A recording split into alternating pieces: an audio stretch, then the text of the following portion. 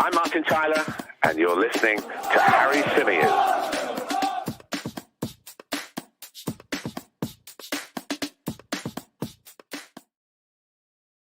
Hey everybody, how's it going? Welcome back along to another live edition of the Chronicles of a Gooner, the Arsenal podcast, part of the 90 Min football family. As ever, I'm your host, Harry Symeou, and on this edition of the show, we're going to be rounding up all the latest Arsenal news. We're going to continue to react to the signing of Declan Rice. We're going to talk Romeo Lavia, Thomas Partey, Folarin Balogun, and we're going to take your questions and thoughts, of course, from the live chat box. Good to see so many of you with us on this Sunday morning. It's just about morning, coming up to midday, though, here in the UK. Hope you're all good, as I say. Hope you are all well. Going to say a few hellos in just a moment.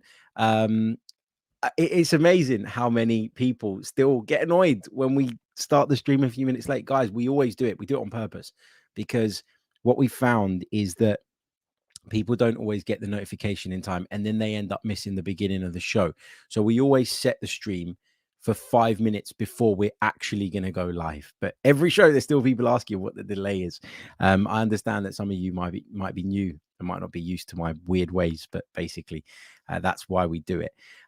Right, we're going to do loads today. I did say to you guys yesterday that what I wanted to do on today's episode of the podcast was start to break down and look into what I believe to be Arsenal's best 11, because we've signed Rice, we've signed Havertz, we've signed Timber, and there's a lot of debate as to where these guys fit in exactly, if or who drops out of the team to make way for them. There's a lot of conversations going on about what exactly the roles are of these players coming in. I mean, take Kai Havertz, for example. Is he coming in to play as a left 8? That's what we think.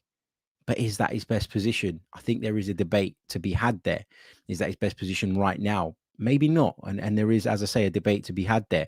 Jurriën Timber, is he coming in to play as a right back? Is he coming in to take over from Ben White? Or is he coming in actually with a view to fighting for that place and being the backup that unfortunately Rob Holding just couldn't be at the back end of last season? There's so much that we can break down and talk about. And then, you know, you throw Declan Rice into the mix as well. And I think, judging by a piece that I read yesterday in The Athletic, I'm assuming that the idea is for him to play as a 6. But I'm not necessarily sure that that is the right thing, particularly if Thomas Partey remains at the club. So there's lots of debates and question marks over what the best 11 is. And we did want to do a show specifically on that.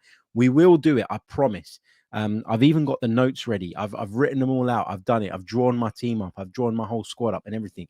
It is ready to go. But when I woke up this morning and I started scrolling through the Arsenal news, I felt there was too much for us just to ignore and for us to kind of park and do a totally different show on. So what we'll do is we'll do the starting 11 show as an addition, maybe tomorrow or Tuesday, when I've had maybe a bit more time to process the thoughts, or maybe when it becomes a little bit clearer with regards to what our midfield is going to look like. Because one of the stories we're going to talk about today is with regards to Thomas Partey. It looked like he was all set for an exit. Then it quietened down. But over the last few days, we've started to hear murmurs and whispers again that he could be on his way out. So yeah, we're going to get into that and what that means, and whether it, you know, is something that we've made enough sort of preparation for in terms of the rebuild of our midfield. We'll get into all of that. There's loads and loads to talk about. Let's go over to the chat and say a few good mornings. Whoever said we ignore the chat, we do not ignore the chat. But you got to remember, guys, this is an audio podcast as well. Predominantly, there's still more people that tune in on audio than there is on video. So I have to cater for that audience as well, who can't see the chat, who are not in the interactive conversation. And so there needs to be that balance between speaking to you guys in the live chat, but also producing a podcast that people can listen to without consuming it live at that moment. A big hello to Hawkwind. We've got Henry, Christoph is here, Mohammed is here, Harry, Raphael, Lynn. We've got William Salibak, love that. We've got Clock Orange, we've got Carrie, we've got Doug, we've got Damien. Dipak is with us as well. Nick is here too. NSW says, Harry, you didn't sing Rice, Rice Baby. I'm unsubscribing. Mate, I'll leave that to AFTV. What was that video about? Oh my word. Yeah, not really my thing. You're not going to catch me dancing outside the Emirates Stadium like that unless we win the trophy at the end of the season, the big one, the Premier League. Then maybe you might see me dancing outside, but it won't be to that. Big hello to Terrell. We've got Bernard. We've got Alpha Wolf. Trevor is with us too. Maximus Paritosh. We've got Angela, John, Kamugizi, Rodney, and Patrick. Right. Let's get into it then. Let's start with the Declan Rice stuff, because I know the news broke yesterday. I know that the sort of announcement was done yesterday. Earlier on today, Arsenal released the behind the scenes video, a bit like the one we saw for Yuri and Timber. And I was like, I can't start this podcast until I've watched that. It's just such wholesome content, man. Like, Arsenal, for me, have finally, after a long, long time, cracked it in terms of what the fans want and what the fans need to feel connected to this football club. Now, obviously, winning is what we all want, right? And winning is everything to a point when it comes to football. But there is a lot of value, in fact, in feeling that connection to your football club. I think so anyway. And it isn't really something I used to think too much about in the past, because I always, growing up, took it for granted that Arsenal would always compete at the top, that Arsenal would always be one of the big boys. I started supporting Arsenal when Arsene Wenger took over, basically, maybe a few months before. So for me, Arsenal were always in the conversation. Arsenal were always in the discussion. And so I probably took that for granted a little bit. And then we went through some really difficult periods, and we made changes. Arsene Wenger's time came to an end, probably at the right time, maybe a bit late in some people's eyes. And then, we turned to another manager and it didn't really work out. And I at that point, for the first time in my life, felt a bit of a disconnect, a disconnect forming between myself and the football club that I love. And to have that back now, and arguably have it back more than I've ever felt it, because of just how lovable and likable a lot of the characters that we are building this new team around are. It makes the world of difference to feel that invested. And Arsenal are doing a great job at the moment of this. Some will call it PR spin and all the rest of it, but that is a part of the reality. When you're a big football club with a global fan base, you need to be able to do that. You need to be able to keep people engaged. Obviously, results on the pitch and progress on the pitch will be the biggest factor there. If you've got that, then you're halfway there, more than halfway there. But you also need to do the other things around it really, really well. And I think Arsenal have done a great job of that. It's July the 16th, and Arsenal have secured their 3 primary transfer targets going into the window, which is brilliant. It really, really is. And it's a testament to the work that the team has done behind the scenes, not just since last season ended, but before that as well, to get their ducks in order, to make that possible and make that achievable so early on in the window. Yeah, it felt like the Declan Rice deal took an absolute age, but how many other clubs in the Premier League or beyond have got their primary transfer targets all in the door and ready to go on tour with the team by this point in the summer? Very, very few. So you've got to give Arsenal credit. I appreciate that when you're in it, when you're in the situation, you can feel really, really anxious and nervous and sort of desperate for things to progress. And you can get caught up in that sort of small world, and you can become a little bit narrow-minded about how long a deal is taking. But the truth is, we've done it all pretty quickly. We've done it really, really well. I mean, Man United, they've got Mason Mount in. They still haven't wrapped up Onana, although we think that is close. They still haven't got the centre forward that they want. Chelsea, have Chelsea done the business that they need to do? I don't think so. Spurs, not ready yet. They've got a lot of issues to resolve within the squad, but also with regards to Harry Kane, who Bayern Munich are making loads of noises about at the moment. You look at Liverpool, brought in a couple of midfield players in McAllister and Szoboszlai, and you think they're moving in the right direction. But now they're about to lose Fabinho, and they could still lose Jordan Henderson at the time of recording as well. So, there are not many clubs that I look at now and think, yeah, you're set for the new season. And I don't think we're 100% set, but I think we're a lot closer to being set than many, many others that we're expected to be competing with going into the new season. So yeah, it's going to be really interesting. But don't take anything away from the great work that the guys behind the scenes have done so far. I know we talked at length about Rice yesterday. We got some of you guys on our reaction show as well to have your say, which was brilliant. It's always great hearing from you guys too. But that was done an hour after the announcement came out. You know, we consumed some of the content that had been put out about Declan Rice. But I always like to kind of take a step back from a subject, spend a bit of time looking into it, gauging the reaction of others, you know, listening to what other people have to say. And I think that's a good point, or maybe that's not such a good point. And I like to not form my judgment based on that, because I think that, you know, you should most of the time go with your gut. But I like to build out my reasoning and rationale for something by taking a bit of time to step back and process it. And I did that yesterday. After we did the podcast, I sat back. I spent pretty much my whole afternoon just watching Declan Rice content, watching people's reactions to the Declan Rice news, watching how social media was reacting to it. I was glued to my phone yesterday. I have to admit that. That's not always a good thing, but on a day like yesterday, I think it's excusable. And I think the thing that really, really comes across with Declan Rice is his character for me. Now, in the past, I've looked at Declan Rice and thought, I'm not sure. Over the last couple of seasons, he's impressed me in terms of the progress he's made, because I really do feel like he's taken his game up to another level. But there was always a part of me through the window that felt that £100 million for Declan Rice was excessive, and that it was a lot of money, and maybe we were going a little bit too far, and maybe it was something that was going to bite us in the arse later down the line. I don't know, like that was just my gut feel at the time. But when you watch that content, right, when you watch the interview, which, as I mentioned yesterday, I think is the best welcome interview I've ever seen from a player joining Arsenal.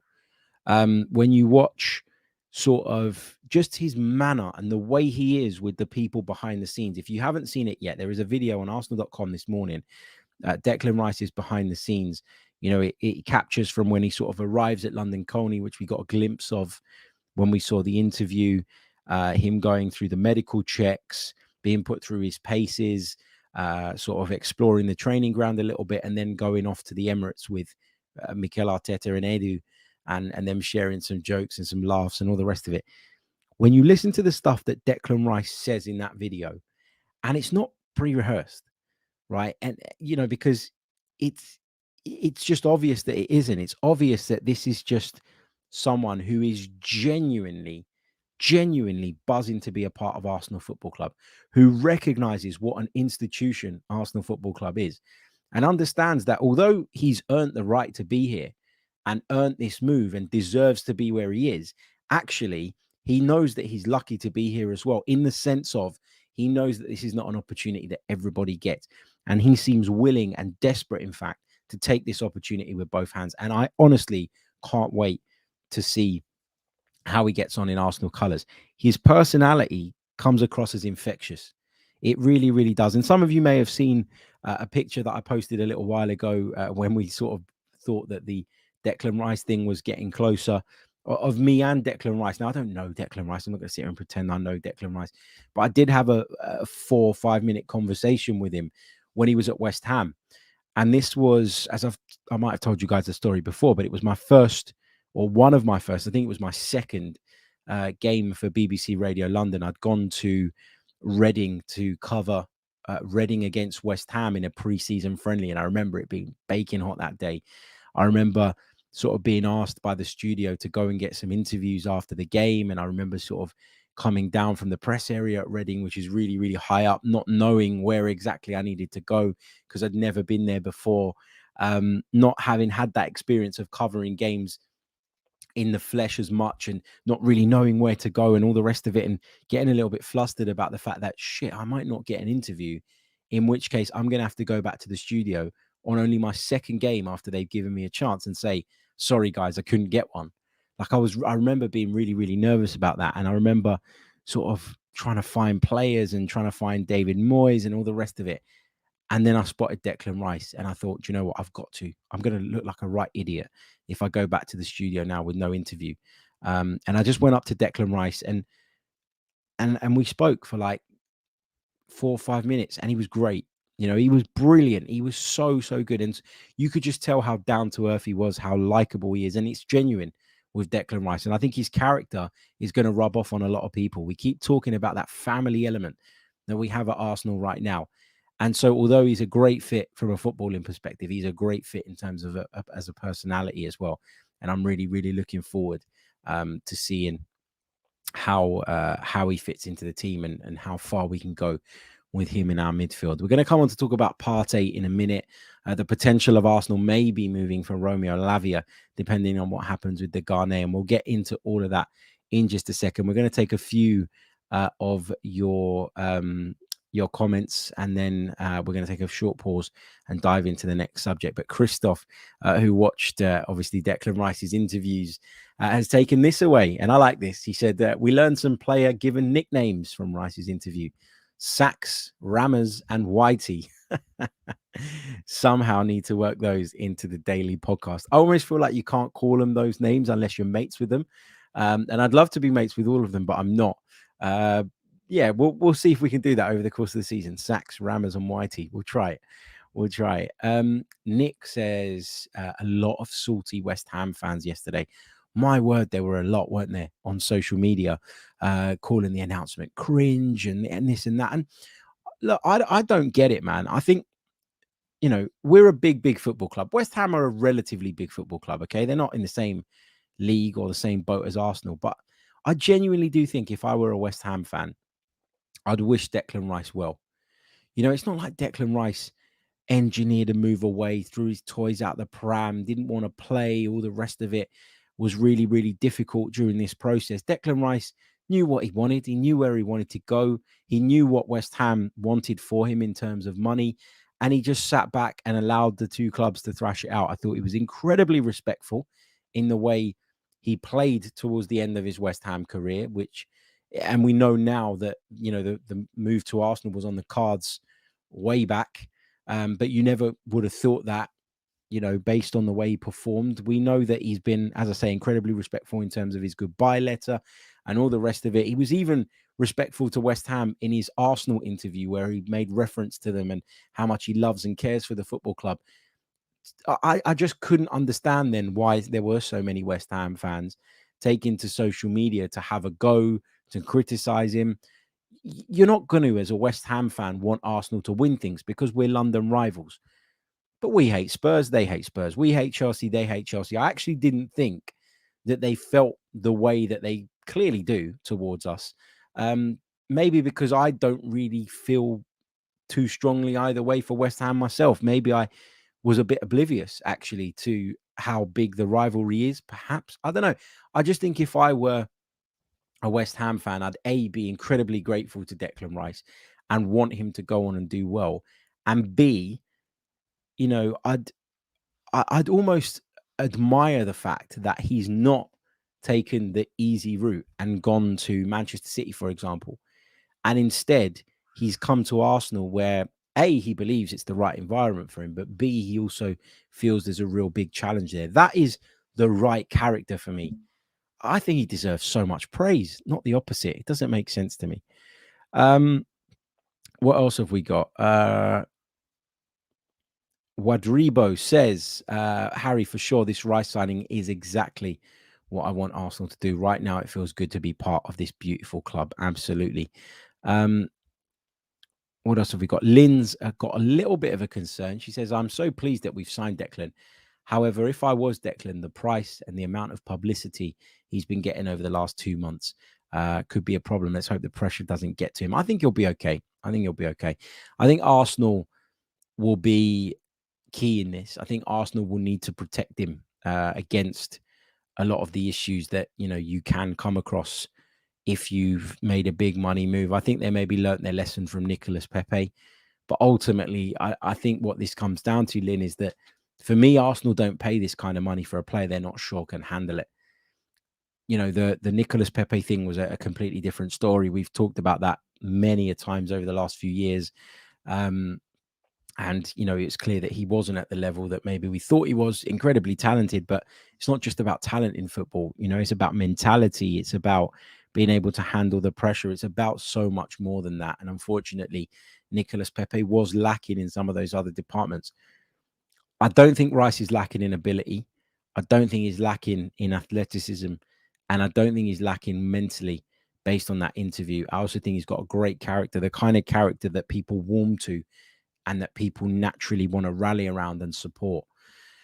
V-Dub says, watching from afar. Is that New Zealand or Australia? I beg your pardon. I always get those two flags confused. Let me know. Great feeling being a Gooner right now. Finally, we are creating fan engagement and we're going places with intention. John North says, hello from Ireland.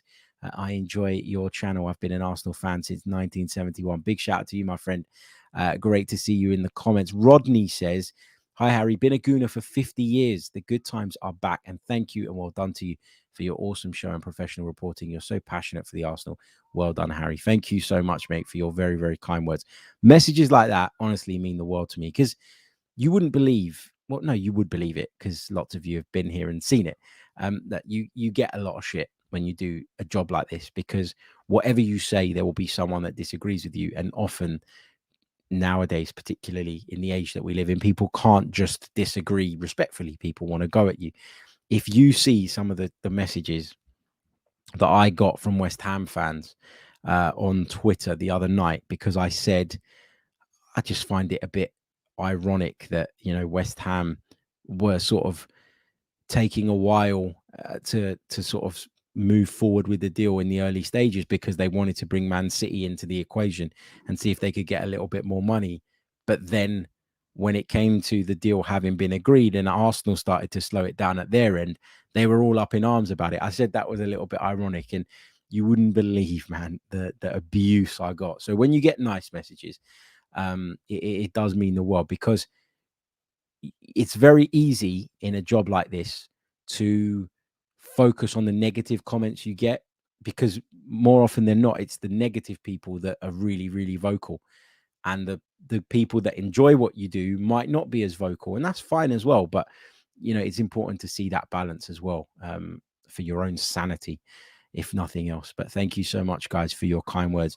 Look, we're going to move on to a couple of other subjects now. In fact, we've got a few subjects. We're going to talk a little bit about Folarin Balogun. We're going to talk, of course, Romeo Lavia, who continues to be linked with a move to Arsenal. But first, we're going to talk about Thomas Partey and the latest on his future. We're going to take a very, very short pause and we'll be back. Don't go anywhere. Welcome back along to the Chronicles of a Gooner, the Arsenal podcast, part of the 90 Min football family. There are loads and loads and loads of you watching us live right now, which is amazing. But there's one problem. We've only got 100 odd likes on the board. Guys, there is no reason why we shouldn't have at least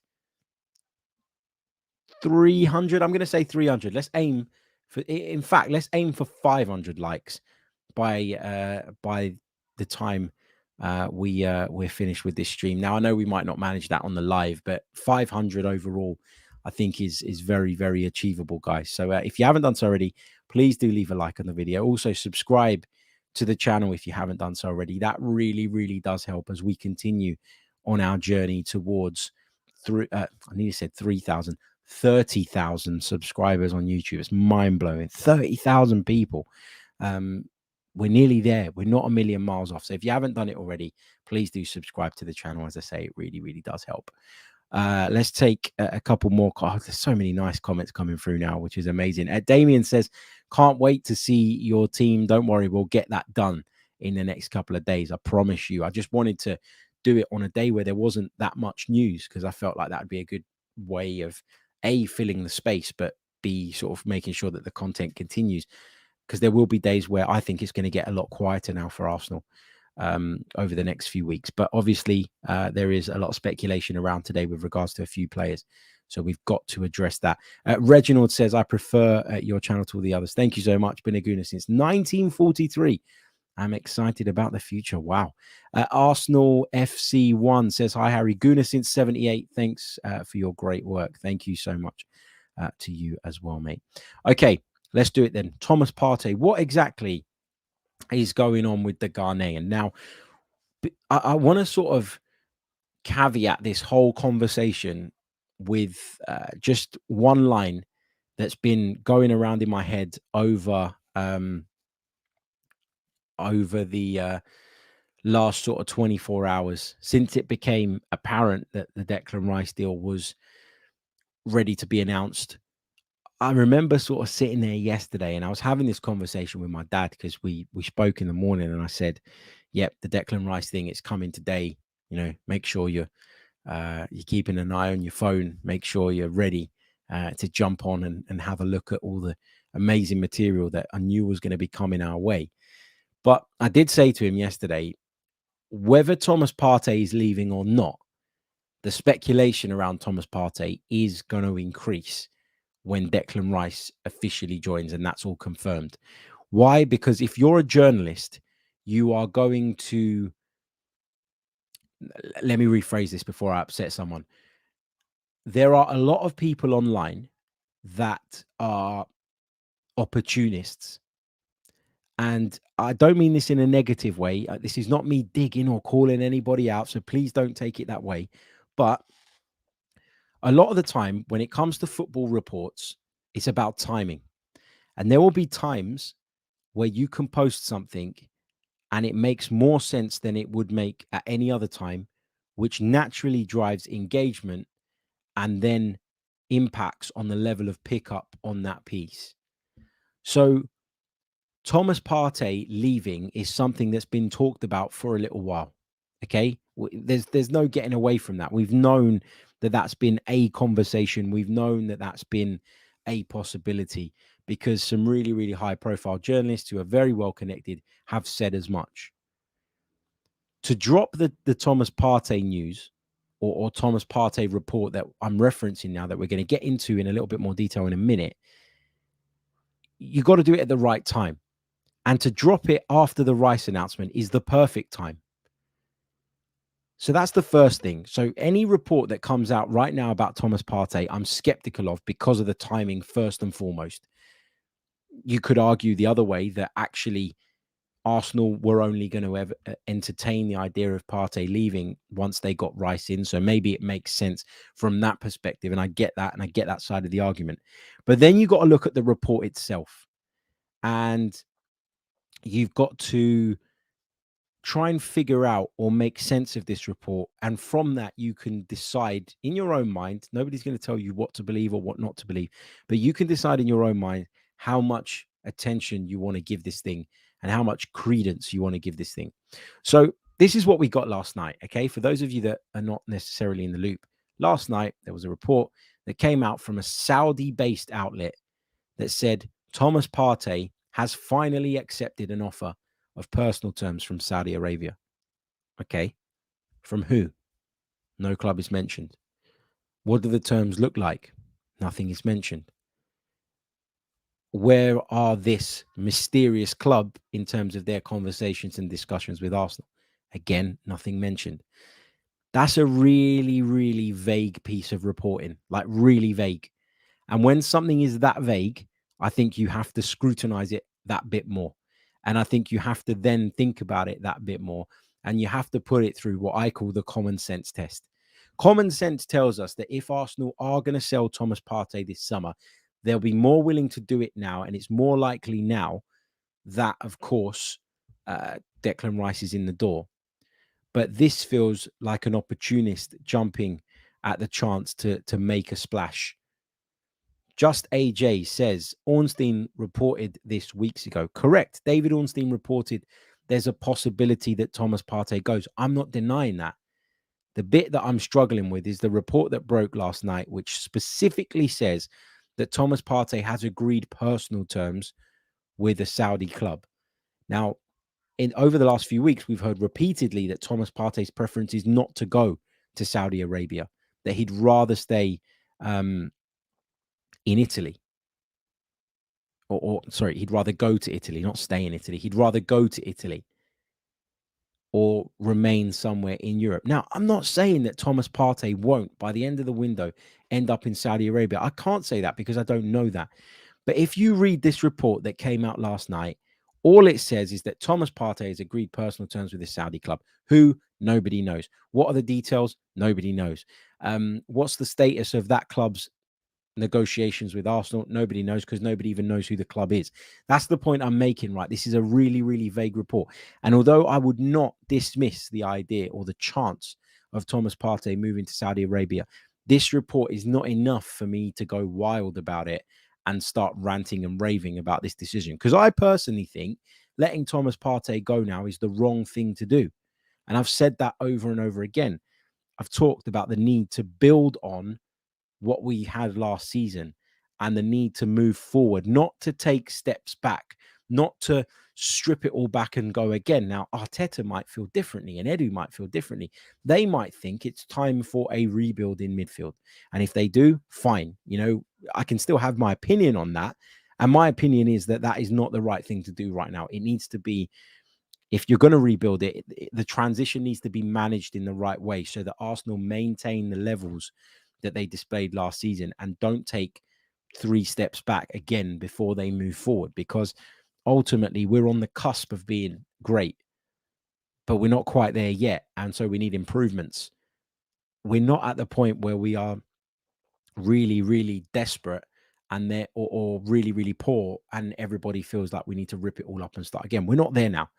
So that's the point I'm making here. Not saying that Thomas Partey won't go, but, you know, there's no club mentioned in that report. There are other reports going around claiming that Al Ali and Al Khalij are among the clubs interested, but we don't know who this offer that Thomas Partey's accepted has come from.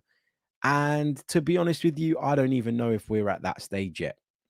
You know, so let's wait and see. Let's wait and see what happens is my message on that. It will be a problem letting him go, because then I think we need a couple of midfielders to come in, you know, and that gives us a lot more work to do between now and the end of the window. And I'd kind of been under the impression that we'd done the majority of that work already. I mentioned just briefly in passing a little bit earlier on that there was a piece in The Athletic that sort of talked about how Arsenal got the Declan Rice deal done and how they sold him on the idea and the project. And in that piece, it references this idea of Rice playing as a 6, which would in theory mean that Thomas Partey might no longer be a starter, but still, you know, he's on big money at Arsenal. He's still got a contract. He'll get plenty of games if he sticks around and all the rest of it. To me, I'm not saying that he's definitely going to stay at Arsenal, but I just think all of this is a bit vague, and so I'm not going to jump on it too easily. Lots of you agree with regards to how vague the report is, and the fact that that maybe means we should take it with a pinch of salt at this moment in time. Kenny AFC says, Harry, between journalists and politicians, who lies more? Definitely politicians. Definitely politicians. Look, I think sports journalists work in a really different way to, shall I call them real life journalists? I guess, you know, sports journalists are as good as the information that they get. As I always say, I don't think there's as much, you know, maybe this is slightly naive of me, but I don't think there's as much underhanded stuff going on in football journalism as there is in, for example, political journalism. You know, we don't hear about phone hacking cases and all the rest of it too often in football. You know, again, we're opening up a can of worms here, but basically, I just think that, you know, I think that a lot of journalists will get information that they trust, and so they'll publicize that information. And when it comes wrong, people will say, oh my God, they're useless. But a lot of the time you get footballers that deny things, you get clubs that deny things. And so just because it's been shut down doesn't necessarily mean it wasn't true in the first place. And I've heard many stories from many colleagues over the last couple of years where they've got some information directly from a football club, only for the football club to then come out and deny it within days, make that journalist look stupid. And actually they only reported what they were told and the information that they were passed. So you got to be open-minded both ways when it comes to this stuff. But I just think the Thomas Partey stuff, there's not enough there for me to be convinced by. And if there's not enough for me to be convinced by, then it would be wrong of me to sit here and rant now about the fact that I think letting Thomas Partey go would be a bad idea. That is my stance. That is my opinion. but we'll cross that bridge if we get to it. At the moment, we're not there. Tying that in with a bit of other reporting that obviously works in tandem with this. And again, I'm not saying that this is someone being opportunistic, but if there's loads of talk about Thomas Partey going, well, then it's the perfect time, isn't it? And it's the perfect window to drop a bit about Arsenal still being interested in Romeo Lavia from Southampton. Belgian journalist Sasha Tavaleri has put that out. Again, I'm not saying that he's lying. I'm not saying that he's making it up. I'm not saying that this is a fabrication of a story. Not for a second. I've got huge respect for everyone that works in this industry because I know what a slog it can be and how cutthroat it is and all the rest of it. But it's the perfect window to drop a story like that. So whereas, you might have been wanting to dig a little bit deeper on that one and maybe drop something next week, you might look at the situation, the fact that the Thomas Partey stuff is really gathering wind, and then drop a slightly more vague story about Lavia because you know that at that point it's going to get the most amount of pickup. And this is what I'm talking about. Timing here is key, and it is everything. I mean, Romeo Lavia, talked about him a ton of times this summer. Don't really want to go over the same stuff again and again and again, but for me, in the short term, he's a downgrade on Thomas Partey. Now, he might go on to be a better player than Thomas Partey in the coming seasons, but right now, as of today, 16th of July, 2023, Romeo Lavia is not as good a player as Thomas Partey. If we went away to one of the big boys in the UEFA Champions League, I want Thomas Partey in my midfield over Lavia because he's got the know-how, he's got the experience, he's got the quality, he's got it all when he's fit and firing. And so, Lavia can be a good addition if we do move for him and bring him in. But am I going to be jumping up and down saying, well, that instantly improves us? No. If he comes in as well as Partey staying, happy days. I'd be delighted by that because I think he is a real exciting prospect. But we're talking about the here and now. I mentioned it earlier. This is not about building for the future anymore with Arsenal. Yeah, you always want to be future-proof and you always want to have plans in place that contribute to your future and where you're going to be 3, 4, 5 years down the line. But for me, it's about making sure that we're moving forward from where we were last season. Because when you make such a big stride as we did, it would be a real shame to almost or take that leap, if you like, off the edge, but then not be able to grab onto the edge on the other side and just fall away. That'd be horrible. And really difficult, I think, for us as fans to take. So that's the latest on Romeo Lavia. Arsenal said to be still interested, and they hold certain advantages, according to Sasha Tavaleri, which makes them an attractive proposition and makes them someone that he'd consider joining if, of course, the Gunners were willing to stump up the money. We think it's about £50 million that Southampton are asking for, which is a lot of money. Arsenal will probably feel like they can afford that or would be willing to spend that if they were to offload Thomas Partey, because in the sort of mixed match of reports that we've been getting over the last few weeks, a price of about 40 million has been spoken about when it comes to Thomas Partey. Fabinho's going for that kind of money over to Saudi Arabia. So that's at the very least what we should be demanding. But as I say, we'll have to wait and see. We'll have to wait and see how this goes and how things are looking a little bit later on in the window on this. Another player that's been linked with a move away is, of course, Folarin Balogun. Now, he went out to Germany with the side. He is going to go out to the US with the side. They leave today for the US as that preseason tour begins. Folarin Balogun, we've been talking about him all summer as well. Does he go? Does he stay? Is the preseason an opportunity for him to prove himself and show what he can do? Does that see him, if he does deliver, jump ahead of Eddie Nketiah in the pecking order, in which case he gets more opportunities? And maybe Eddie Nketiah ends up being the one that's sold. I don't know. But I've said this before and I'll say it again.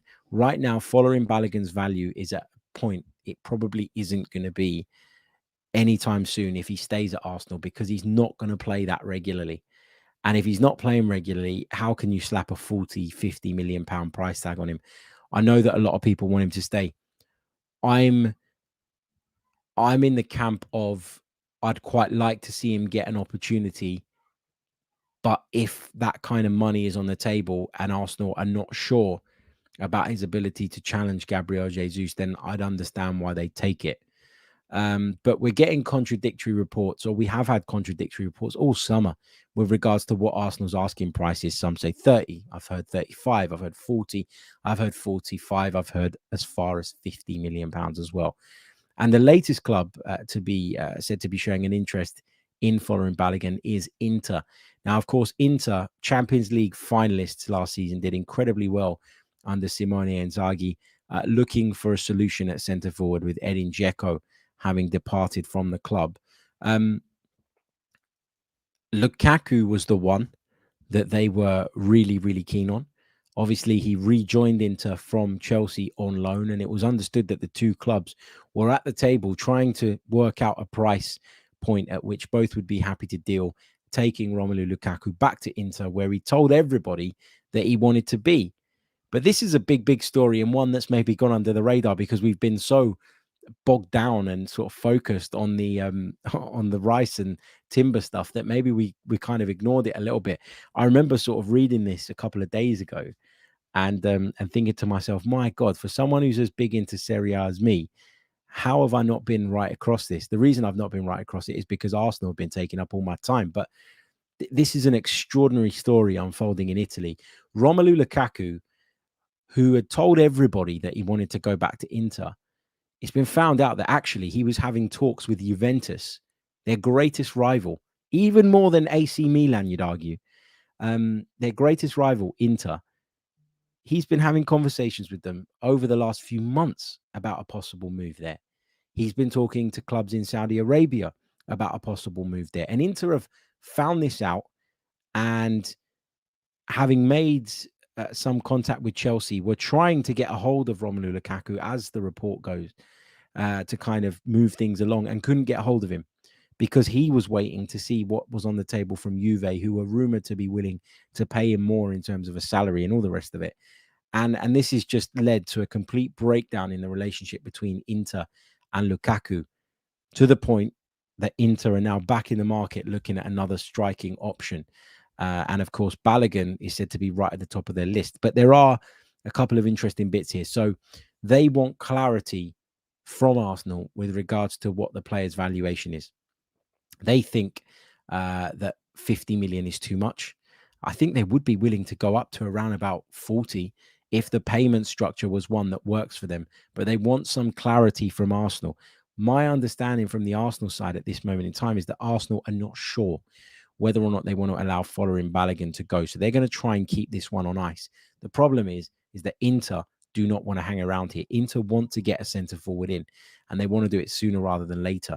So, yeah, it's going to be interesting to see how long this drags out for, and if Arsenal do drag it out until the end of their pre-season tour, whether Inter will still be there waiting, or if Inter will have turned their attentions elsewhere, because they are being linked with other clubs. Beg your pardon, with other strikers as well. But that's the latest coming out of Italy. Romelu Lukaku's permanent move to Inter for the second time apparently has broken down, and so Inter have turned their attention to Balogun, among others, as a potential replacement for the Belgian. Okay, that's kind of it in terms of my stories that I want to share with you guys. Just a quick reminder once again, leave a like on the video if you haven't done so already. Subscribe to the channel if you haven't done so already. Let's try and get as close to the 30k mark as we possibly can. I know that it's going to take a few months to get there, and I know that you're going to get fed up of me saying it over and over and over again, but I'm going to say it again. Like, subscribe, all the rest of it. If you're listening on audio, please do leave us a review as well. That really, really does help. Next up, for the last 10 or so minutes of the show, your questions from the live chat. So start filling up the chat box with your questions, and I'll get around to those in just a minute. Okay, let's do this. Antoine says, should we agree to sell Balogun on the cheap, but add in a good buyback clause? I'm not sure. It's really difficult to know what to do with Balogun at the moment, and I don't envy the people that have to make this decision, because on the one hand, you've got this young striker who went up to France and tore it up, and as I keep talking about, has this immense commercial value because of his role in the US men's national team and all the rest of it. But at the same time, that if he stays at Arsenal, plays second fiddle or even third fiddle, in the centre forward position, his value is going to rapidly decline. And that will mean that when the next window comes along, you may have a player that didn't really cut it, didn't really have enough of an impact, but all of a sudden now is only worth 15, 20 million. But at the time, he was worth 40. So I think it's really, really difficult. I think this is a gamble. Whichever way Arsenal play this, it's a gamble to let him go, because he could turn into this absolute monster of a striker. And you look back and go, oh my God, we dropped the ball here. Or, it could be a masterclass. He could go somewhere, not really live up to the hype, and all of a sudden you've pocketed a lot of money here.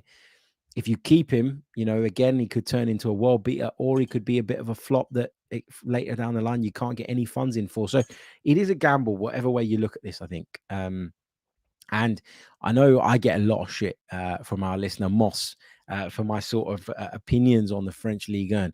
I'm not dismissing Ligue 1 or anything like that, like as a league, or wanting to shit on it or discredit it. But you can't tell me that the league is at the same level as the Premier League. And so therefore, you can't tell me that it's not a gamble hoping or expecting him to produce a similar return at a much higher standard of football. I remember having this conversation with loads of you in the chat when Arsenal were heavily, heavily linked with Emi Buendia. Do you remember that? And people used to say to me, but look how many goals and assists he's got in the Championship. And I always used to say, guys, it's the Championship. It's a tough old league. And I've got a lot of respect for all of the clubs and players that participate in it. Of course I do. But to suggest that someone with a good record in the Championship automatically slots into a Premier League team and delivers the same level of output was wild. And although there is a bigger gap between the Premier League and the Championship than there is between the Premier League and Ligue 1, I accept that. There is there is a big gamble here, and there is no guarantee that it will translate. But anyway, let's take some more of your questions. Temi says, what do you think about Charlie Patino playing in the Xhaka role? He seems to be stylistically the closest player to Xhaka at the club. I'm not 100% sure I agree with that. I've given up on Charlie Patino. I think he's gone. He's off. He's not going to be an Arsenal player, I don't think, come the start of the new season. And I think we just got to let this one go, to be honest with you. Lots of questions about Balogun. I kind of addressed those, so I'm not going to go over the same thing, but appreciate the questions coming in. What else have we got? Wandering Minstrel says, do you think the Saudi money is causing the prices to rise for sellers and not helping the buying clubs? Yeah, I mean, the Saudi money is not healthy for the football ecosystem. And it's not because it's Saudi money, by the way. I know that I'm going to get a lot of people going, oh my God, you're a xenophobe and all this. No, it's nothing to do with the fact that it's Saudi. Okay. Whatever other issues people have with Saudi Arabia as a nation, that's up to them. I'm not politicizing this conversation. For me, it's about football and football alone. And I'd say the same thing if it was the Cypriot, not that it would ever happen, but the Cypriot league that were buying up all these players and paying crazy amounts of money. What I think it's done is it's worked well for some clubs, and it might work well for us if we sell Thomas Partey there, because we'll be getting an amount of money in for a player that we could never have got from anywhere else. But at the same time, it impacts the ecosystem dramatically in a number of ways. And, it does drive the price up, because now people will say, well, if the Saudis are paying 40 million for Fabinho, for example, who some would argue has had his best days, then what does someone 24, 25 years old cost? You use that as a benchmark, you add on a whole load of inflation, and all of a sudden you end up with a ridiculous price that kills football. So yeah, it's not a good thing, whatever way you look at it. Loads and loads of questions coming in. I will pick out a few more. Apologies if I miss some of them. There are loads coming in and I won't have time to do every single one of them. but we'll get through as many as we can. Johnny says, do you think Eddie should now be sold? I feel he's not grabbed the chances he's been given and shown he isn't a top 4 striker. I think we're going to need a backup striker, right? There's no question about that. Now, some would argue Martinelli could do it. Some would argue that Havertz can do it as well. Some would argue that Trossard could play as a false 9. So I understand why there are people that think that Eddie should go. But I think Eddie's future is largely based on what happens with Balogun. If Balogun stays, then for me, there's no place for Eddie as well. And so you got to move him on. So this is where Arsenal have a decision to make on those 2 players this summer. Again, though, selling is sometimes deemed right or wrong based on what you're being offered. And at this moment in time, we don't know that there is any offer on the table for Eddie Nketiah. If someone comes along and says, here's 20-25 million, then I think about it for sure. Because what you've done is you've basically made money on him. You gave him that contract for 5 years, was worth, I think, 25 million over the 5-year period. You're going to make all that money a year into that contract. And therefore, you've made profit on the 4 years that you haven't yet paid him for, and you've got that money to reinvest back in the squad. You know, I think if Balogun is the one that Arteta wants to go with, if he thinks that he's further down the progression line than Nketiah and the one that's going to take precedent when Jesus isn't available, then you've got to sell Eddie in that scenario. But we'll have to wait and see, because it's not really clear, is it, what Mikel Arteta's idea is or thoughts are on those 2 players when they compare up against one another. Mike in Perth, big hello to you, mate, says, is Torres, Ferran Torres, I'm assuming you're talking about, a good option for Saka and 9 cover, do you think? I think Ferran Torres is a decent player. I do. And I think that actually, because of Barcelona's financial situation, you could probably get him for a decent amount of money if Ferran Torres wants the move. And this is the big problem and the big stumbling block that Barca are facing at the moment, because they've got a few players at the club that they want to move on, because they need to move on so that they can free up space for more and make sure that they're complying with the financial restrictions that they're under at this moment in time. But the story goes, and the reports say, that Ferran Torres doesn't want to leave Barcelona, and he's digging his heels in, and he's not going anywhere. And he's not the only player that this is being written about in the Barcelona ranks at the moment, which is a problem for them. But yeah, I think he'd be a good option. But again, you know, we've not just got the obstacle of getting past Barcelona right now. With regards to this, it'll be trying to convince Ferran Torres that he should leave Barcelona as well, because he feels he was promised game time there. He feels that the contract he's on is good enough. He wants to be in Spain, from what we understand as well. And he's one of a number of players that Barcelona just cannot get off the books at this moment in time. William Salibak with a new contract, great name, says, Harry, Frank Kessie supposedly going on loan to Juve with a 25 million buy option. Should we hijack the deal? Kessie is a good 6 to 8 profile. I liked Kessie when he was at Milan, and I talked about him as someone that Arsenal should look at maybe 2 seasons ago now, maybe longer. His star has fallen a little bit, no question about that. I don't know. I don't know, to be honest with you.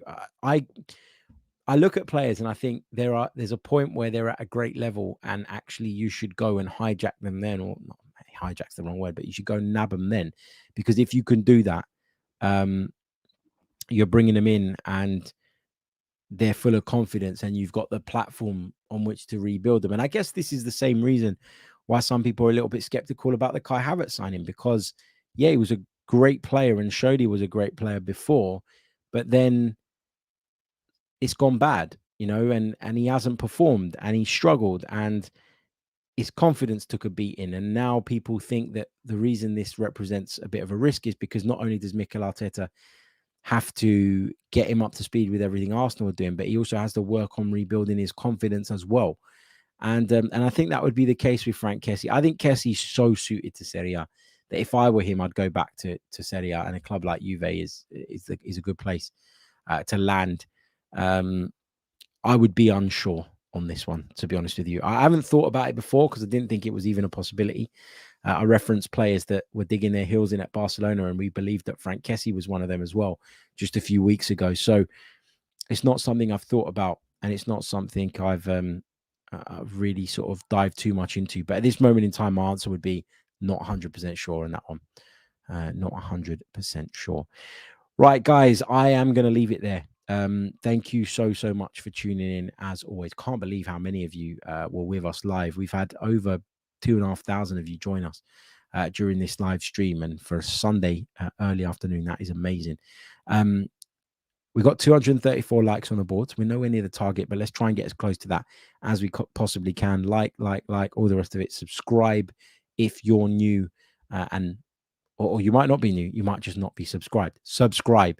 And I'll see you all very, very soon with more. We'll be back tomorrow with more content, unless something breaks later on that we feel the need to cover. I'll catch you all soon. Until then, goodbye. I'm Martin Tyler, and you're listening to Harry Symeou.